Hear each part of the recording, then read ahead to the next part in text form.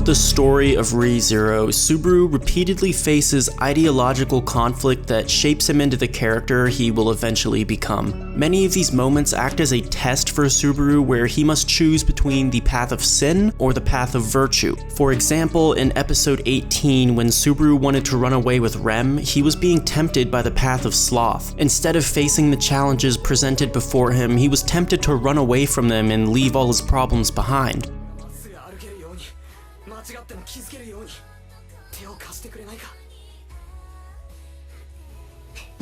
Luckily, Subaru made the right choice in the end and instead chose the path of diligence. This story is packed with moments like this one where Subaru must choose between two paths, and thankfully he's made the right decision every time. However, every year on Subaru's birthday, the author releases a non-canonical story explaining what would have happened if Subaru made the wrong choice. This story is about Ayamatsu, or the Pride If story. Ayamatsu shows us what would have happened if Subaru chose pride over humility. This video does contain some Arc 5 spoilers, though I will give a warning in the video right before they pop up, so if you're an anime only and you want to watch the video up until that point, you should be safe to do so. Before I start this summary though, let's talk about where exactly Subaru faces this ideological conflict of pride versus humility. This conflict in particular isn't actually limited to a specific moment, but more so an attitude Subaru has to overcome. When Subaru first arrives in Lagunica, he's visibly prideful. He immediately assumes he's the Kirito of his own anime, you know, the overpowered isekai MC everyone dreams of being. He runs around like an idiot trying to cast magic spells, and he assumes that the alley thugs he runs into are just low-level NPCs that he can one-shot with his S-tier combat strength. He later ends up disappointed when he finds out he's just about as useless as he was in Japan, but like we saw, when Subaru realized he was powerless, he swallowed his pride and cried out for the guards when he needed help.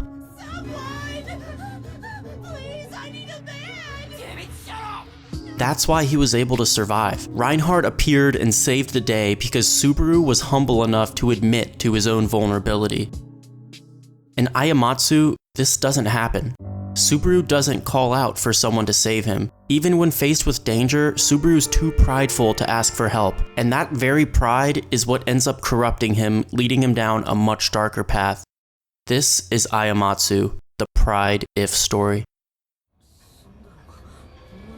The story begins with a familiar scene. Elsa kills Subaru just like she did in the first episode. What's different is Subaru's reaction when he responds. Normally he'd be freaking out, right? Well, this time he calmly grabs a stick and starts drawing tally marks in the dirt. At this point, it becomes apparent that something went horribly wrong, causing Subaru to die over 80 times more than he was supposed to. Stuck in a seemingly endless loop, Subaru started losing his mind. He's no longer the dorky main character we know and love. He's desperate, and he'll do anything he can to escape this loop. But everything he tries results in failure. It's not fair. No matter what he does, he can't defeat Elsa. His lack of power has been tormenting him and breaking his mind in the process. So once again, shortly after respawning, Subaru runs into the three alley thugs. They start harassing him, but he's no longer afraid of them, because after respawning countless times, Subaru eventually memorized each of their fighting patterns, giving him enough of an advantage to easily defeat them. But after knocking the three of them to the ground, instead of letting them escape, Subaru takes it way too far. He strangles them to death and then stomps on each of their necks until he feels their bones break under his shoes. And after killing them, he loots their bodies and takes their weapons for himself. And because he's repeated this loop so many times, he was able to do all of that in under a minute. So yeah, it's pretty clear already that something's very, very wrong with Subaru. Exiting the alleyway, Subaru runs into Emilia. She's currently chasing Felt, trying to get her insignia back. Subaru knows that Emilia will eventually die if he doesn't do something about it, so he vows to her, "No matter what, I will save you." He's also still calling her Satella as he hasn't learned her real name yet. But yeah, Subaru still determines to save her despite knowing he's failed to do so a total of 87 times. His 87 attempts to stop Elsa have resulted in 87 failures. To Subaru, Elsa was an unbeatable opponent. He eventually realizes that no amount of trial and error could stop her, so he finally gives in and decides to ask the city guards for help, though at this point he's already a completely different person. Sitting on a rooftop, Subaru watches from above as Elsa slaughters the guards with ease, reaffirming Subaru's impression that Elsa is just invincible. But all of a sudden, Reinhard shows up to save the day. This was actually the first time Subaru had ever seen Reinhard. The Rein vs. Elsa fight plays out pretty much the same as it did in the anime, except Reinhard ends up destroying a section of the slums instead of the loot house. Meanwhile, Subaru just sits there watching in shock. After 87 loops of misery and failure, this red-haired knight randomly shows up and defeats Subaru's opponent effortlessly. I mean, come on, he didn't even unsheath his sword. Elsa was the seemingly unstoppable obstacle that Subaru couldn't overcome, and now suddenly she was dealt with. It didn't happen the way he expected it to, but the outcome was favorable for Subaru, so he gladly accepted it. But something changed. What Subaru does next is very odd and out of character. After Elsa escapes, Subaru gives the guards false information, misdirecting them elsewhere. He then finds Elsa severely wounded and offers to help her. He felt that she could prove useful to him in his ultimate goal of saving Emilia, so he tells her, "Look, I hate you, and one day I am going to kill you, but not now." Elsa then smiles and agrees to team up with Subaru, thus marking the end of his endless loop. Some time passes and Subaru wonders if Emilia ever got her insignia back. He then returns to the loot house to make sure, and to his surprise learns that Felt and Old Man Rom have been arrested for what they did to Emilia. Subaru then realizes that he's reached his goal. The mysterious silver-haired girl got her insignia back and she's no longer in danger of being killed by Elsa, so now what? Without a goal in mind, Subaru isn't sure what to do next. Really, the only thing left on his mind was that girl with the silver hair. He had so many questions and so few answers. He even thought about killing himself and restarting just to get those answers, but he thought there might be an easier way. Staring at the loot house, Subaru says out loud, "Why don't you guys teach me?" And then turns around to face the several silhouettes standing behind him. All of their eyes looked insane and dead, and Subaru suspected that if he had a mirror, his eyes would appear the same. Real quick, for anyone that doesn't understand, what just happened was the witch cult had actually noticed Subaru's behavior and wanted to recruit him. So they showed up at the loot house to meet him, and Subaru notices that they're just as insane as he is, so he decides to join them. 2 months later, after receiving news of the royal selection, Subaru learns Emilia's real name. He's known for a while that Satella wasn't really her name because at this point, Subaru's familiar with the myths and legends of the world, but regardless, Subaru's extremely overjoyed now that he knows Emilia's real name. In the midst of his celebration, he's interrupted by Betelgeuse, who Subaru's been living with for the past 2 months. Betelgeuse is upset by Subaru's laziness, to which Subaru replies, "I'm just doing what the gospel tells me." Betelgeuse explains to Subaru that it's time for them to commence the ordeal and find out if Emilia is a suitable vessel to harbor the witch's soul. Subaru's eager to see Emilia again, so he agrees to participate, but then asks Betelgeuse if Emilia will die in this process, which Betelgeuse obviously confirms. This causes a dark smile to form on Subaru's face, and the scene transitions. 400 loops later, Subaru is standing with a sword plunged through Betelgeuse's heart. As he's dying, Subaru explains to him that it took a great amount of effort and planning to finally reach this outcome. He had to form a contract with a minor spirit so he couldn't be possessed, and he had to hire Elsa to murder all of the fingers. But because this took him so long to accomplish, Subaru actually ended up spending more time with Betelgeuse than any other character, to the point that he actually started to consider him a friend. But despite that, he couldn't allow anyone to harm Emilia, and that's exactly what he tells Betelgeuse, right before demolishing his best friend's brain with a sword.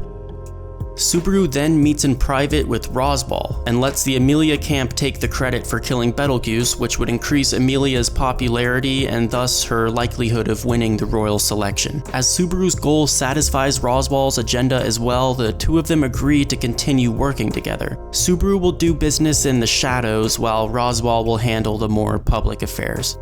A couple days after the royal selection begins, history rewrites itself so that there were always 4 candidates rather than 5. The Krush camp on its own was no match for the white whale, resulting in Krush's existence being erased from the memory of the world, leaving Subaru the only one left who can remember her. This actually starts to annoy Subaru. He'll bring up her name in a conversation by accident and people will give him weird looks and stuff, and it kinda causes some awkward situations. What I'm getting at here is Subaru doesn't care at all that Krush died. Her death to Subaru is nothing more of an example of what not to do. Actually, scratch that. Her death is an asset to Subaru.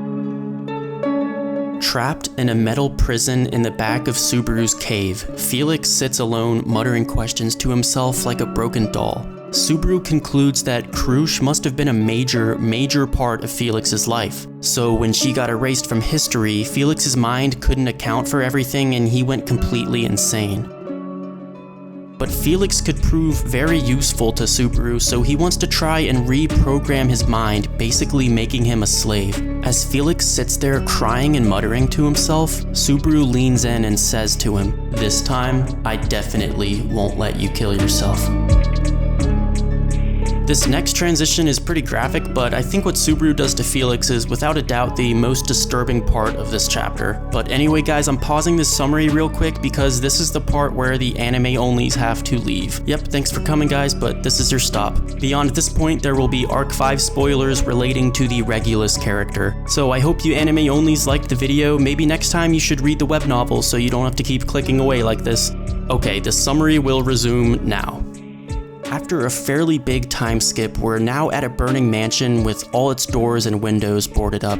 Inside the mansion, Regulus Corneus is running through the hallways in a panic, but he's not trying to escape as he hasn't even considered death a possibility. What he's actually doing is desperately searching for his wives so he can punish them for the fire. Little does he know, every single one of them has already been killed by the fire. As Regulus starts ranting about how selfish his wives are, Elsa bursts through the wall and kicks him across the hallway. When he gets back up and tries to attack her, she cuts off both his arms. She continues chopping away at his limbs until he's just a torso and a head, and then kicks him out of the boarded window and onto the ground where Subaru was waiting to greet him. Subaru explains to him that this mansion fire is the metaphorical divorce papers that his wives willingly agreed to present to him. As Regulus sits there in utter shock and disbelief that his wives would ever possibly betray him, Elsa returns to the scene and pokes one of her knives in his chest, holding him up like food on a stick.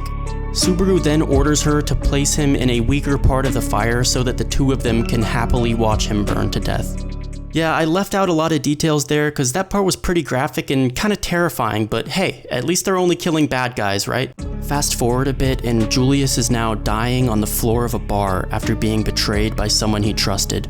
Subaru starts delivering an arrogant monologue to Julius, but Julius doesn't really care about Subaru. In this moment, Julius's eyes are focused on the person standing next to Subaru, the person Subaru ordered to kill him. "Did I do well, Subaru-sama?" Subaru gives Felix a head pat and praises him for killing Julius so obediently. The door opens and someone walks in with a mop. It's then revealed that because Otto couldn't pay off his financial debts, he's now being forced to help Subaru clean up his messes.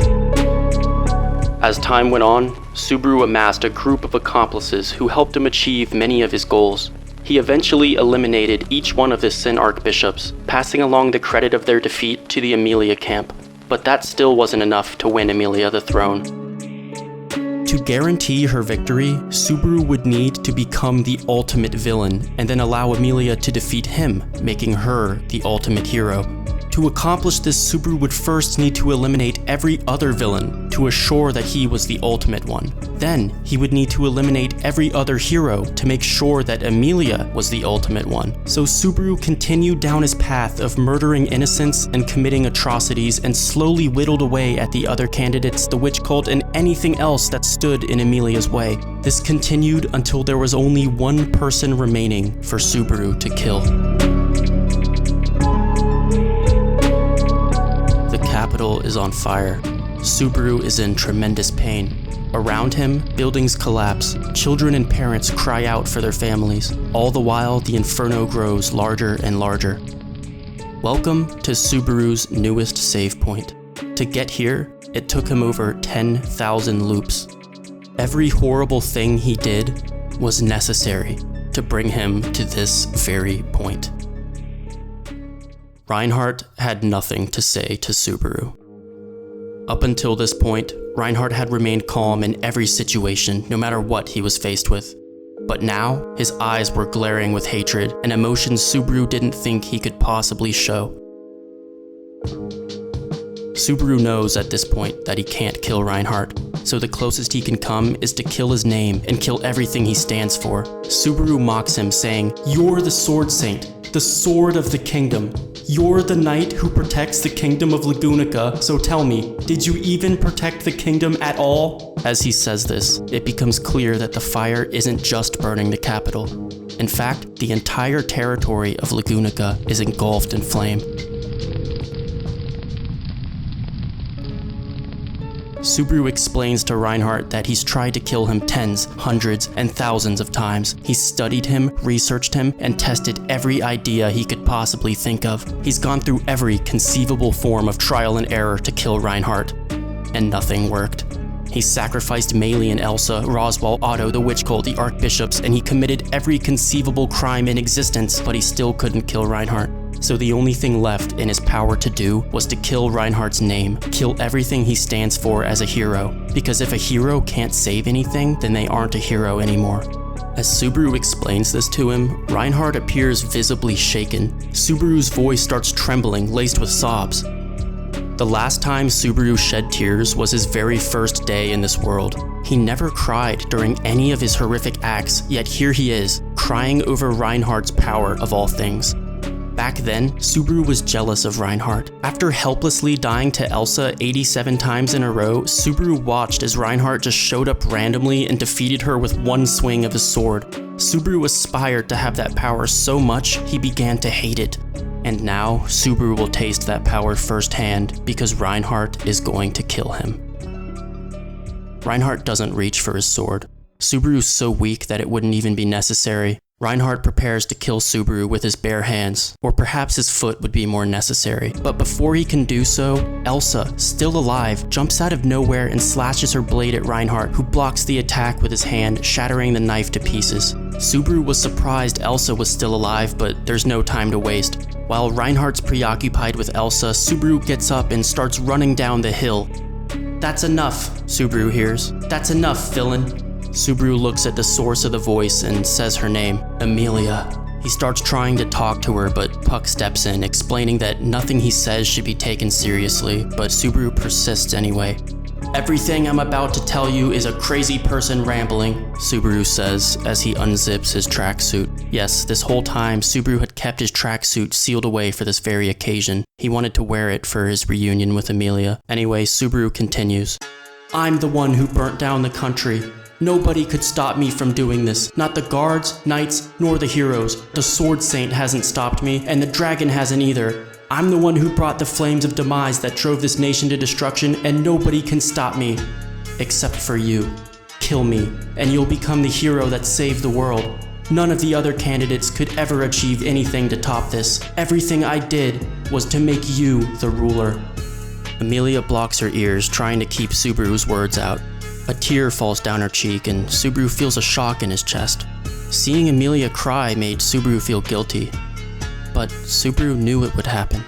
From the very beginning, Subaru knew he would make Amelia cry. He knew his actions would make her cry, yet he did them anyway. "Watch me, Amelia. See me, detest me, and remember me," Subaru says as he starts laughing like a maniac. Amelia, her voice trembling, asks him, "Who are you? Who in the world are you?" Subaru slowly approaches her with his arms open wide. "My name is Natsuki Subaru." Natsuki Subaru. Amelia starts repeating his name, but Subaru wasn't finished with his sentence yet. "Natsuki Subaru, Sin Archbishop of Pride," he says, and with that, he sprints as fast as he can towards Amelia, forcing her to shoot a spear of ice through his chest. Staring down at Subaru's dying body, Amelia repeats the same question over and over. "Why?" Subaru, with his final breath, answers her, "I love you." Subaru once again returns to the dark world he goes every time he dies.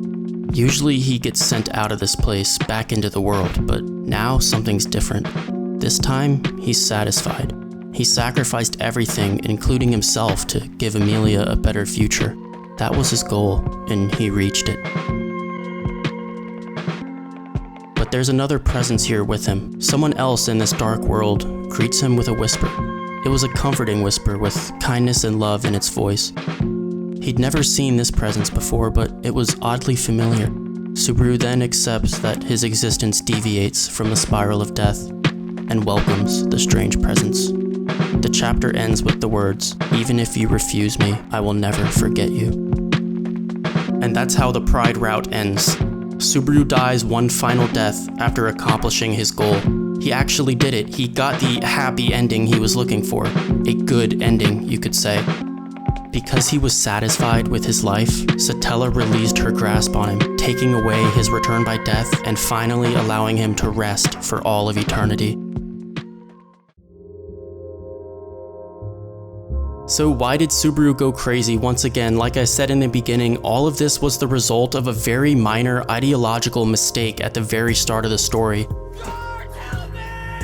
Instead of swallowing his pride and yelling for the guards in the alleyway, Subaru didn't want to admit he needed help, so he didn't get any. This caused him to die almost 100 times more than he was supposed to, which completely broke his mind in the process and caused him to hate Reinhard for being so overpowered. Deep down, his ultimate goal of saving Emilia didn't change, but his methods of achieving it certainly did. In Ayamatsu, Subaru actually takes a more Roswell-esque approach to his philosophy on life. Like Roswell, Subaru values one thing and one thing only. He was willing to sacrifice everything else just to reach his idea of a perfect ending for Emilia. What's ironic is that Emilia never asked for any of this, nor was she happy with the actual result. The whole thing was all in Subaru's head, and it was his pride that kept him from giving Emilia what she truly wanted. Subaru forced his pride-influenced idea of a perfect ending on Emilia without any consideration as to what she wanted. He was pretending to be doing everything for Emilia, but in reality, it was for himself. And here's the crazy thing about it. Subaru understood that the entire time. He knew what he was doing was wrong, yet he did it anyway. Anyone that continues to do the wrong thing, whilst knowing it's wrong, must certainly be consumed by their own pride. But yeah, the whole concept of sacrificing everything for the one thing you care about probably played a pretty big role in Roswell's friendship with Subaru. It was also fascinating to see what happened to the other characters, even the minor ones. As a result of Subaru being selfish, the fate of everyone else was altered as well. Krusch and Wilhelm died, Old Man Rom and Felt got arrested, Otto became a debt slave, Felix became an actual slave, etc, etc. Overall, I'd say this is probably my third or fourth favorite If story, but that doesn't mean I didn't enjoy it. The others were just really good as well. I thought this was a very interesting story, and I'm really impressed by how realistic it was.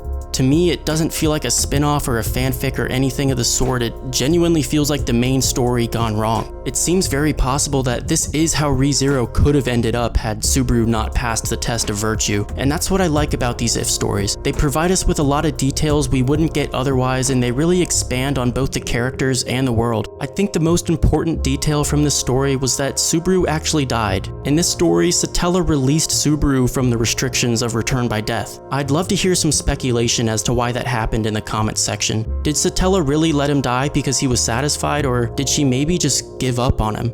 Let me know what you guys think about that, as well as the story overall. What do you guys think about evil Subaru? If you enjoyed this video, remember to drop a like and definitely subscribe if you like this kind of ReZero content. As always, I hope you've all been staying safe, and I hope you don't end up like Subaru did. That's all I got for you guys today. Keep talking about ReZero and don't let the hype die down. I'm out for now, guys. Peace out.